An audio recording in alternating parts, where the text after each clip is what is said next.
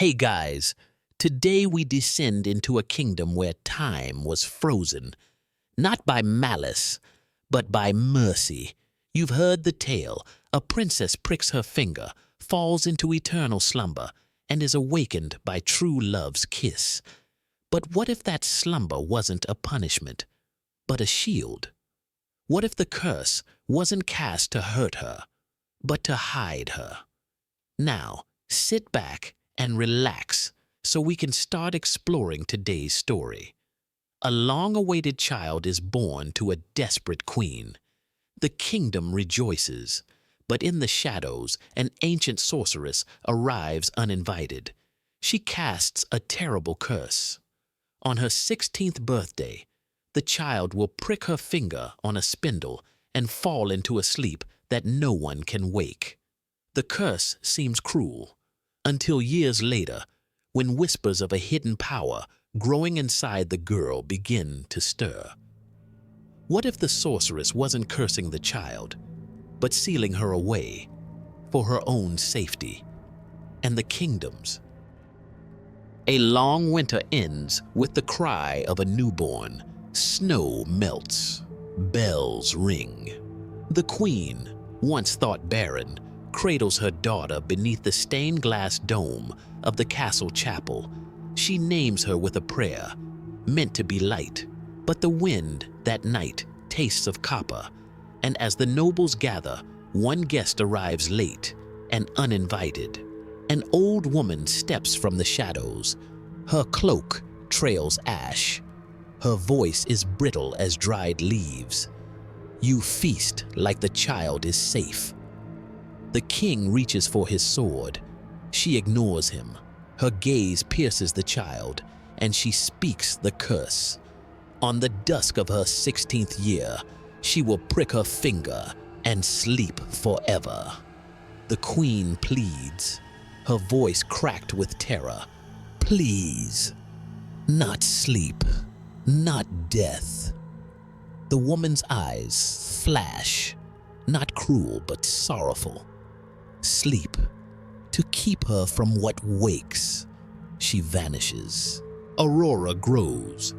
Beautiful, yes, but strange. She speaks late, stares too long at mirrors. Animals follow her, but never touch. The spindles are all burned. The towers sealed. But at night, the staff speak of flickering lights in her chamber, of whispers not in her voice. A maid murmurs to the head nurse, voice trembling. She hums songs that weren't taught. The nurse replies, cautious. She dreams while she's awake, and the birds listen. The queen forbids mirrors in the nursery, and yet every shard of glass turns toward the girl. On the eve of her 16th birthday, the palace throws a masquerade to mask the fear. Aurora wanders the hallways alone. A door once sealed is ajar. Dust dances like fireflies in the beam of her candle. Inside, a single spindle waits. Not gold, not grand, just wood, worn smooth by time. Aurora whispers, her voice drawn in wonder. I've seen this in dreams. A voice answers, not hers, not quite human. You've seen what you were. Aurora reaches out, hand trembling. And what I am, the voice replies, gentle and sad. Not yet. Her finger touches the point. She does not fall. She floats. The moment the spindle pricks her, her feet leave the ground. Light bursts behind her eyes. Then silence. The castle falls asleep with her. Servants freeze in place. The king slumps on the throne. The queen weeps once before stillness takes her.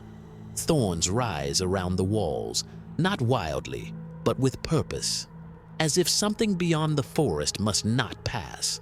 Decades pass, then centuries. The forest thickens, roads vanish, maps erase the name of the kingdom. Only one thing remains unchanged: the thorn-wrapped castle, pulsing like a buried heart. Many come, knights in rusted armor, scholars with books bound in flesh. All of them seeking the girl. None return. A boy, too young to know better, whispers to his brother. They say she sleeps until kissed. The brother, older, bitter. They lie. She sleeps because the world isn't ready. One spring, a young man makes it through. Not because he is brave, because he hears the voice. A dream haunts him, soft and sorrowful. I'm not safe, but I'm true. He climbs the tower, breathless, sees her lying there, unchanged, untouched, waiting. His voice breaks with awe. You're real. He kisses her, not out of love, but curiosity. That is enough. Her eyes open, but they are not just hers. She breathes, the castle breathes, but something else wakes too. In the mirror above her bed, a reflection flickers, then grins. Aurora sits up, dazed. How long? Was I gone? The young man answers, unsure. They say centuries. Her voice grows steady, remembering what sleep tried to erase. Then the seal is broken. He asks, confused. The curse. She turns to him, voice grave. No, the prison. The vines outside wither, the soil shakes. Something has been watching, and now it is free. Long ago, before she was born, the sorceress saw what others denied. A spirit buried beneath the castle, older than kings. It had chosen Aurora. It wanted her body, her voice. The sorceress cursed her to sleep, not to kill her, but to stop the merging, until someone foolish woke her. Now the veil is thin. Aurora whispers, a war in her throat. It's inside, whispering. The young man panicking. We have to flee. Aurora, tears in her eyes, voice cracking. No, you must help me remember who I was, before it takes everything. The sorceress returns, not in form, but in flame. She appears before them as a voice from the mirror, her magic fractured but not broken. Her voice echoes like bells underwater. She must sleep again, or she will not return. The young man begs, desperate. There must be another way. Aurora, eyes glowing with both power and fear, speaks with finality. I choose this. I sleep not to escape, but to fight. She turns to the sorceress's echo. Seal me one last time.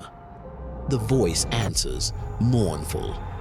Then may no one wake you until you are truly you. She sleeps again. This time, no vines rise, no thorns defend, no fairy tales are told. The world forgets her. But beneath the castle, in a chamber only silence remembers, a girl rests and dreams, not of love, but of holding herself together, because one day she will wake, not by a kiss, but by choice. The curse was never cruelty, it was armor. And the kiss wasn't the answer. The answer was always hers to speak. That's it for today. I'll make similar videos in the future. Subscribe so you don't miss any stories.